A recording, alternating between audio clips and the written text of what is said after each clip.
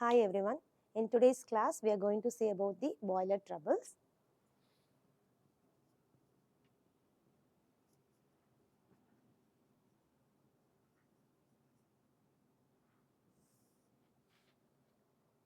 So boiler troubles, where we are using these boilers. So this boilers is used in the industries for the production of steam. And from the steam only, we can able to produce the current. So that is the use of boilers in the industry sites.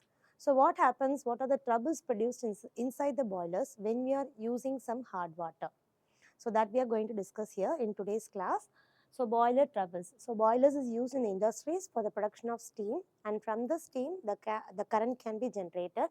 So that is the main use of boilers in the industry sites. And if you're using the hard water,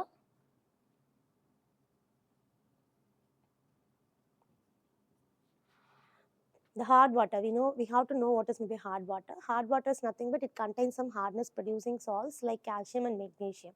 So what happens if you're using this type of water inside the boilers? Some troubles will be produced.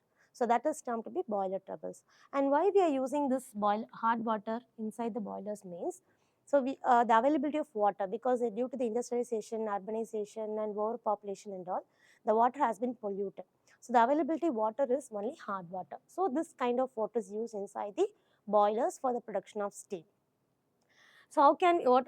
So because of using this hard water, some troubles is produced, and already we have discussed some troubles in the boilers. One is sludge and scale,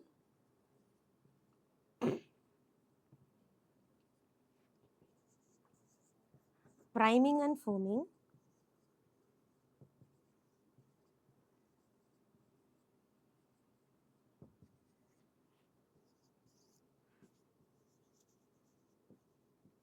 caustic embeddlement,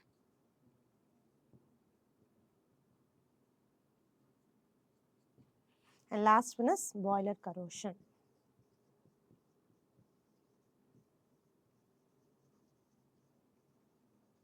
Okay. So these are some of the troubles produced inside the boilers when we are using hard water for the production of steam. So first trouble is sludge and scale, second is priming and foaming, and third caustic embeddlement, and last one is boiler corrosion. So these three topics has been discussed in the last class itself, and now we will see about the boiler corrosion.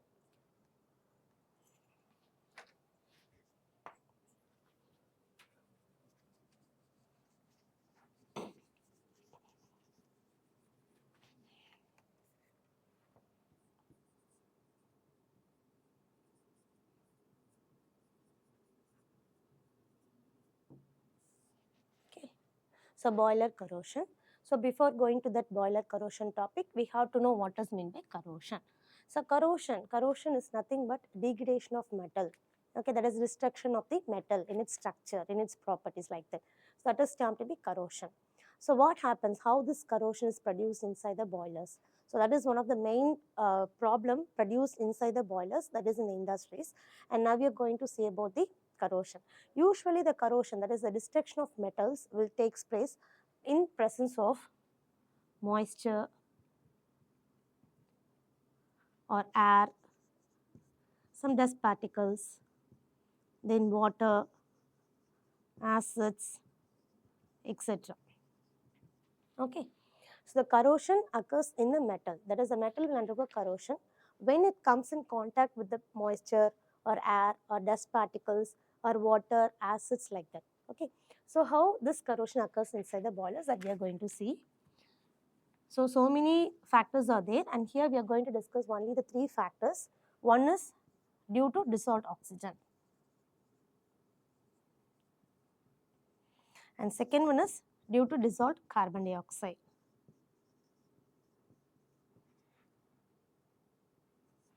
and third one is due to dissolved salts.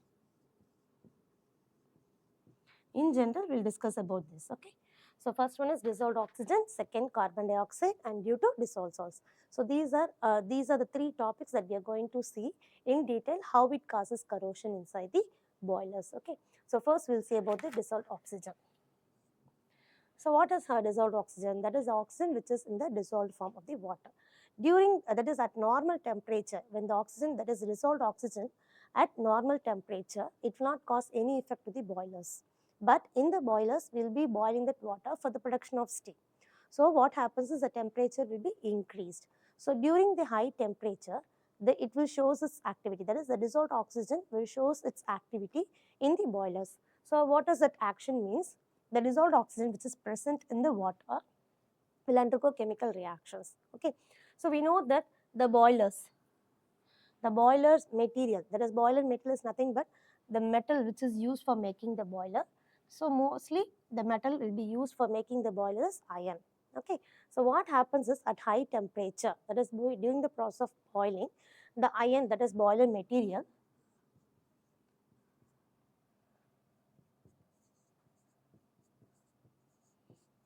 will combines with the dissolved oxygen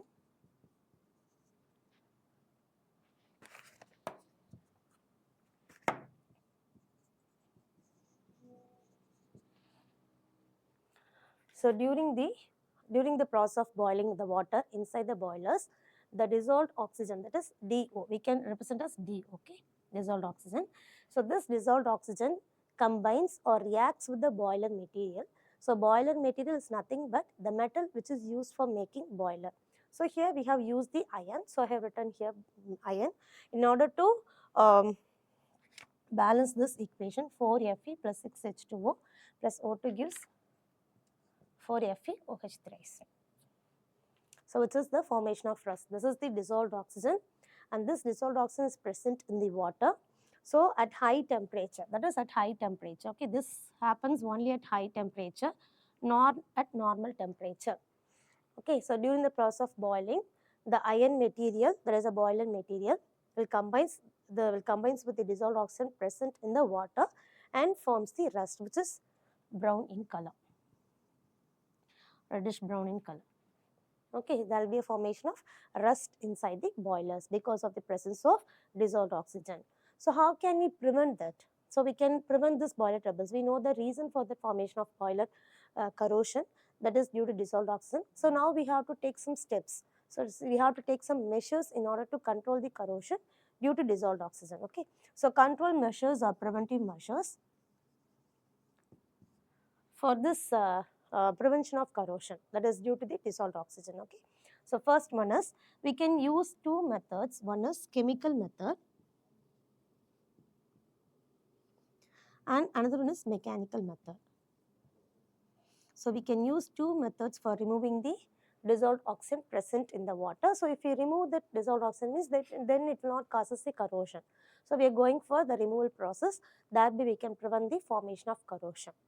And the adopted method is two ways. One is chemical method, another one is mechanical method. So in the chemical method is nothing but we can use some chemicals. In the chemical method, some chemicals will be added inside the boilers so that chemicals will absorb the dissolved oxygen and forms a new product, and thereby we can prevent the formation of corrosions inside the boilers. And the mechanical method means we'll be using some instruments and we'll be using some principles so that we can remove the dissolved oxygen present in the water. So first we'll see about the chemical methods, and here we are going to see two chemical methods, that is two types of chemicals that are going to add. So first one is sodium sulfite method.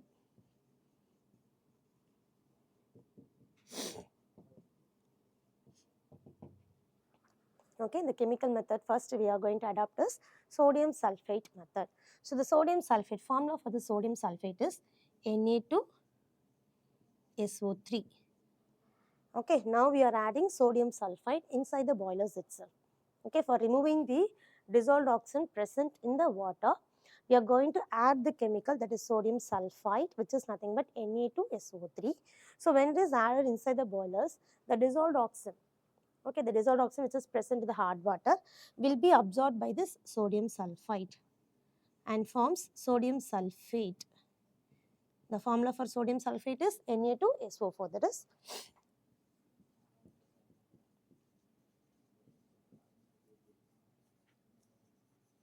okay, sodium sulfate method, okay, which is the precipitate.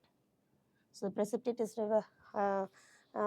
can be represented by the downward arrow mark. So sodium sulfite Na2SO3 plus oxygen gives Na2SO4. Okay.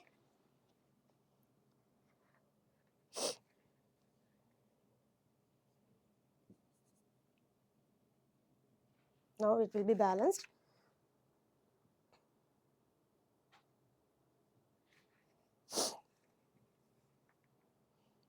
To 2Na2SO4. So oxygen is 6 plus 2 8 and 4 2 are 8. Oxygen will be 8. Okay. So this is a balanced equation. That is, we can control or prevent the formation of corrosions by the inside the boilers by using the chemical method. And in that first method is sodium sulfite. Sodium sulfite is nothing but Na2S2O3, Na2SO3, and this one is treated inside the boilers so that the oxygen, dissolved oxygen present in the water will be absorbed, will be absorbed by the sodium sulfite, and this sodium sulfite is converted into sodium sulfate, which is nothing but the precipitate. Now the precipitate present inside the boilers can be removed by means of blow down operation or by means of simple filtration process. Okay, so this is one of the chemical method. And second method is hydrazine method.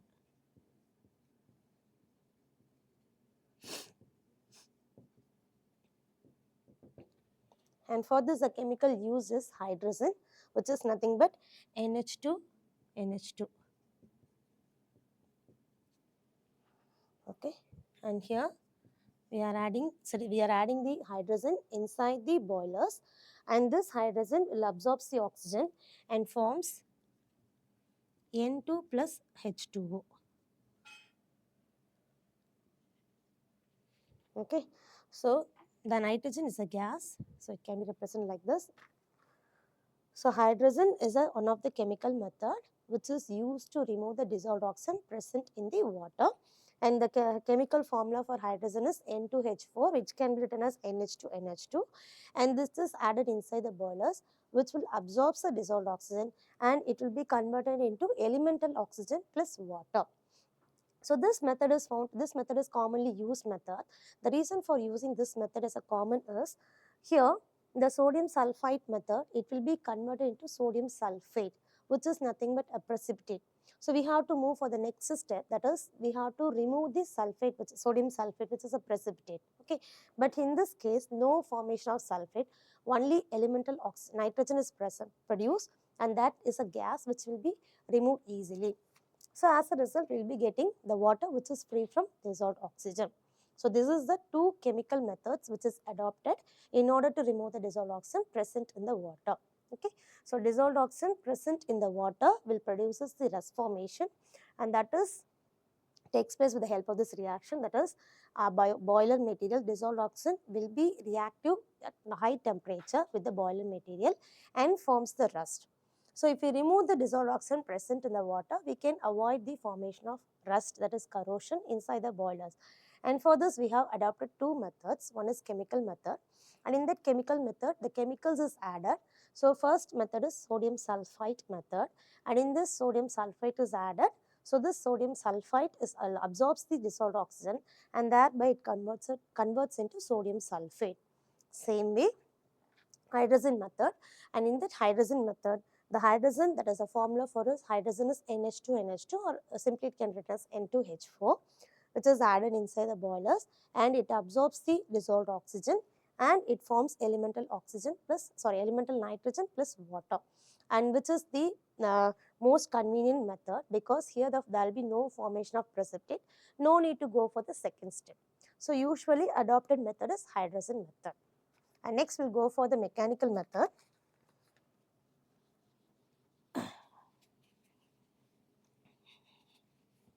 And here we are going to use one principle, that is the principle which is given by Henry and Dalton. So the principle used for this mechanical method is Henry and Dalton principle. So this principle says, that is according to Henry and Dalton, the principle says is, that is the principle is, at high temperature,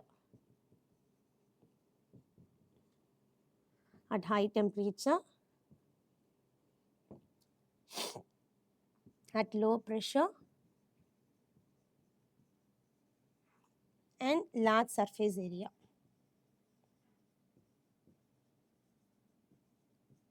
So these are the three conditions. Okay. So at high temperature, according to Henry and Dalton, the principle says is at high temperature and low pressure and large surface area. So at this condition, the solubility of the gases present in the water will be reduced, will be very less. So if you are maintaining this temperature, the dissolved oxygen present in that water can be easily removed. So how can we maintain this temperature? So sorry, how can we maintain this conditions means we can go for that mechanical, we can use mechanical deaerators. So mechanical deaerators is used in order to remove the dissolved oxygen or dissolved any type of gases. Dissolved gases can be removed with the help of the mechanical deaerators.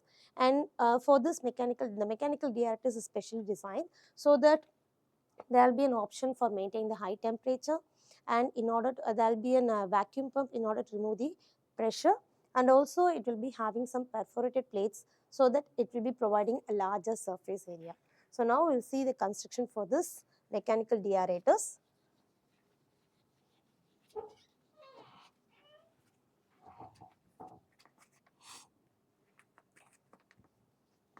So here we are going to see the mechanical method for removal of dissolved oxygen. And for this mechanical method, the mechanical deaerators are used.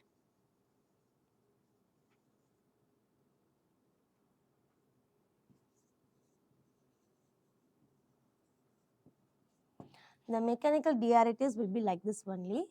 So there will be an inlet for the water. That is the water which is containing dissolved oxygen, and it will be having one chamber.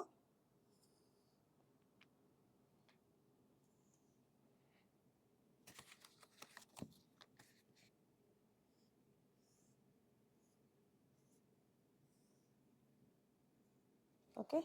So this one is the inlet for the water which contains dissolved oxygen, and this one is a side inlet which is having the vacuum pump, which is attached with vacuum pump in order to maintain the pressure.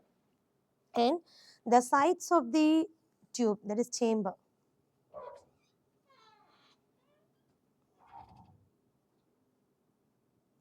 is provided with heaters so that it can maintain the high temperature.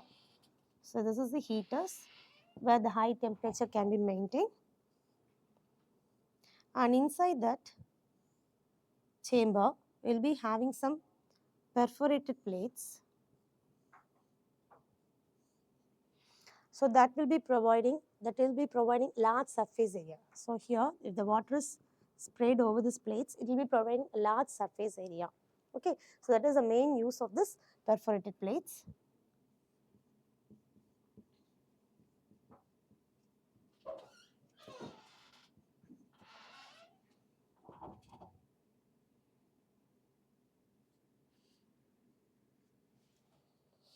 And here we can get the deaerated water, that is water which does not contain dissolved oxygen. Okay, so the mechanical deaerators, by means of using the mechanical deaerators, we can able to remove the dissolved oxygen present in the water. And for this, the condition maintained is it should have high temperature, low pressure, and larger surface area. So these conditions can be provided with the help of mechanical deaerators. See that this is the chamber, this is the mechanical deaerators, and this will be the chamber, and this chamber will be provided with vacuum pump which is used to reduce the pressure, and the sides of the chamber is provided with heaters which is used to heat which is used to maintain the increase the temperature.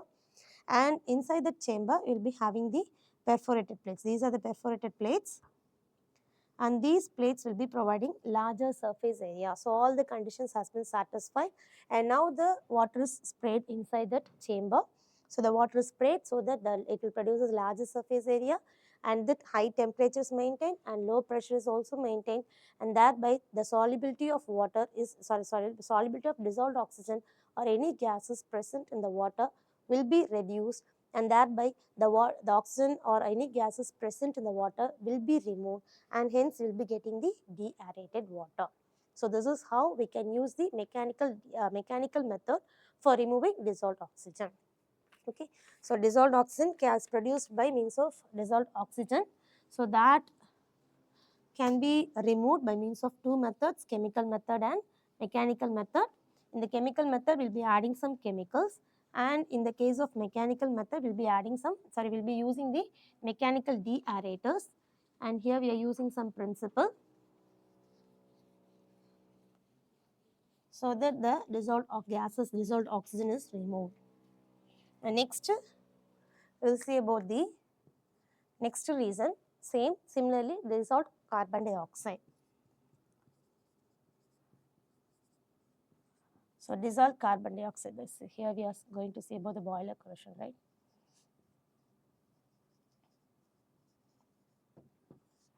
In the boiler corrosion, the second reason that we are going to see is dissolved carbon dioxide. So how this dissolved carbon dioxide produces the boiler corrosion means, and here we will be, we are taking the hard water. Initially I have told that we are going to take the hard water inside the boilers. So in that hardness producing salts will be present, and we are taking the example that is calcium bicarbonate. If you are taking the hard water, it will contain hardness producing salts, and I have taken the example calcium bicarbonate. So calcium bicarbonate present in the water. It is present in the water only, hard water. It is present in the hard water. So when it is heated, okay, the hard water containing hardness producing salts, that is calcium bicarbonate, when it is heated, what happens is this calcium bicarbonate is converted into calcium carbonate, which is nothing but a precipitate. We know that calcium carbonate is an insoluble salt and it forms a precipitate.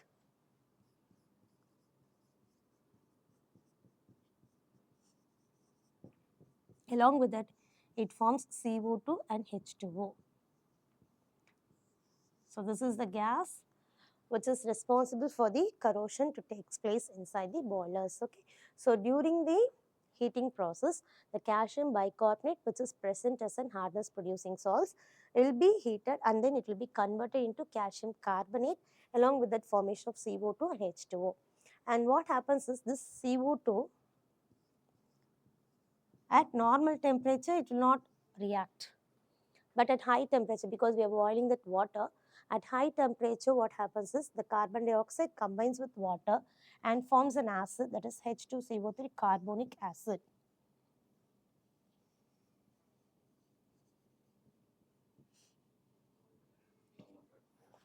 Okay, so carbonic acid is formed, and we already in the initial stage we have seen that when there is a formation of acid, when there is a presence of acid, easily when comes in contact with metal, it will undergo corrosion. Same way, the carbonic acid is produced inside the boilers, so it will be causing the corrosion inside it. Okay, so this is how the dissolved carbon dioxide will react, will forms the corrosion. Okay, so dissolved carbon dioxide directly it not form the dissolved carbon dioxide. So the presence of hardness producing salts such as calcium bicarbonate, when it is heated at high temperature, what happens is it is converted to calcium carbonate, which is nothing but a white precipitate. Along with that, carbon dioxide and water will be formed, and this carbon dioxide will combines with water, that is at high temperature it will react with water and forms the carbonic acid. Okay, so which is acidic in nature, and thereby it causes the corrosion inside the boilers. And how can we remove this method? Say, how can we remove this dissolved carbon dioxide? Already we have seen that if you are removing the carbon dioxide or any dissolved gases, we can prevent the formation of corrosions inside the boilers. Same way, here also we are going to see two methods, that is control or prevention method. Same chemical method and mechanical method. The mechanical method is the same, which we have seen in the oxygen, dissolved oxygen.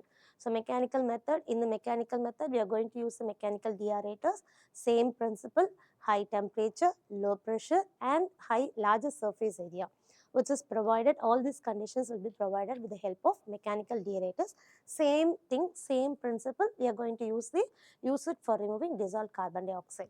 Next, we will go for the chemical method, and here we are going to see only one chemical method, that is ammonium hydroxide.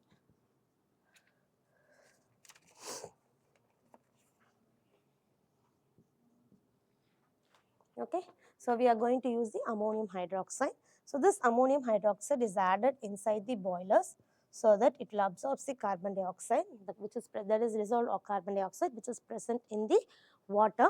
So chemical method, we are going to add the ammonium hydroxide, NH4OH, and carbon dioxide is added. So this carbon dioxide is present in that water and forms NH4 twice CO3.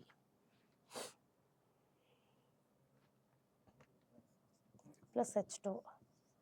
Ammonium carbonate will be formed.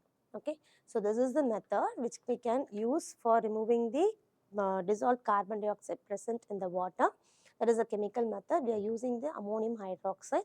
Ammonium hydroxide will absorb the carbon dioxide present in the water and forms ammonium carbonate, which is in precipitate.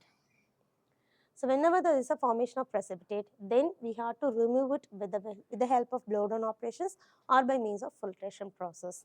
Okay, so we have to remove this precipitate by means of blow down operation. And in the mechanical method, we have already seen the case of dissolved oxygen. So where we will be using the same principle, same conditions we are using for removing the dissolved carbon dioxide also. Okay, now we will move on to the third reason, that is dissolved salts.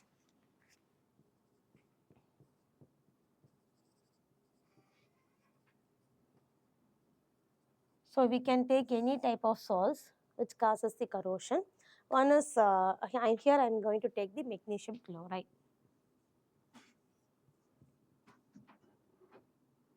So we have to write in caps C. Okay.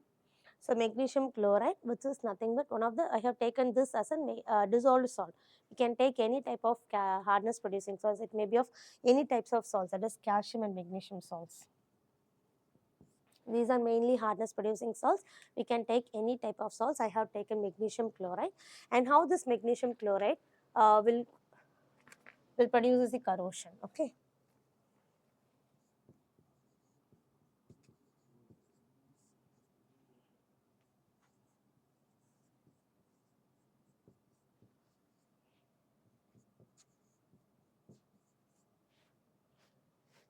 Okay. So now this magnesium chloride, which is a dissolved salt present in the water, when it is heated at high temperature, that is in the boiler, will be boiling that water at high temperature. What happens is magnesium chloride will combines with the water. That is, it will start to react with water. At that normal temperature, there will be no reactions between that hardness producing salt, that is dissolved salts and water. But during the process of boiling at high temperature, there will be a reaction takes place between these two, that is water and dissolved salts, and it forms magnesium hydroxide, which is a precipitate. Along with that, it forms HCl. And we know that there is a formation of acids, which is acidic in nature. It will cause corrosion in the boilers. Now, this HCl is responsible for the formation of corrosion. Okay. So corrosion is formed with the help of due to dissolved salts by the formation of hydroxides and along with that HCl formation, that is, which is nothing but an acid which is corrosive in nature. This is how that dissolved salts will causes the corrosion inside the boilers. And next we will see the prevention method. And here we are not going to use the mechanical method. The mechanical deaerators is used only for removing the dissolved gases, any type of gases. It may be of carbon dioxide, oxygen, sulfur, like that, whatever it may be the gases. We can remove that with the help of that mechanical deaerators using that same principle. But here we are using the salts, we are dealing with the dissolved salts, so we cannot use the mechanical deaerators. So we are using the chemical method. So chemical method is, here the corrosion, the HCl which is produced is responsible for the formation of corrosion. How can we can use this NaOH, that is the base.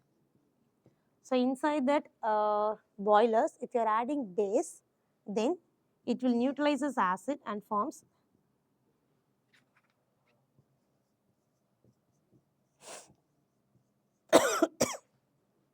okay. So if you neutralizes the acid present inside the boilers, then automatically we can reduce the corrosion produced inside the boilers. So same technique is used. In order to neutralize it, we will be adding the base. So acid which is already present inside the boilers, we are adding base so that the neutralization reaction takes place, and as a result it forms water along with that NaCl. Okay, so we have seen the boiler troubles in today's class. We have seen about the boiler troubles. Already we have discussed the priming, foaming, scale, sludge, caustic emitment and all. And now today's class we have seen about the boiler corrosion. In the boiler corrosion, we have seen three reasons: dissolved carbon dioxide, dissolved oxygen, and dissolved salts. And for removing the dissolved oxygen, dissolved gases, we can use two methods. One is chemical method and mechanical method. In chemical method, the chemicals will be added, and in the mechanical method, the mechanical deaerators is added. And last one is dissolved salts. And dissolved salts, here the HCl is produced, that is acid is produced. In order to neutralize the acid, we have gone for the neutralization reactions, that is by means of adding NaOH. The neutralization process takes place and it forms the water. The neutral product formed is water along with that NaCl, which is salt. Okay, so thereby we can prevent the boiler corrosion produced inside the boilers. Thank you.